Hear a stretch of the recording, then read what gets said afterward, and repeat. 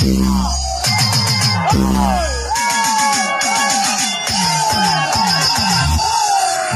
বন্ধুরা, সকল sound oh DJ লাভারদের জানাই চণ্ডীমাতা ইউথ ক্লাবের পক্ষ থেকে রথযাত্রার প্রীতি শুভেচ্ছা ও আন্তরিক অভিনন্দন।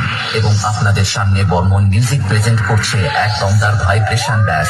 বন্ধুরা, তাহলে শুরু করা যাক।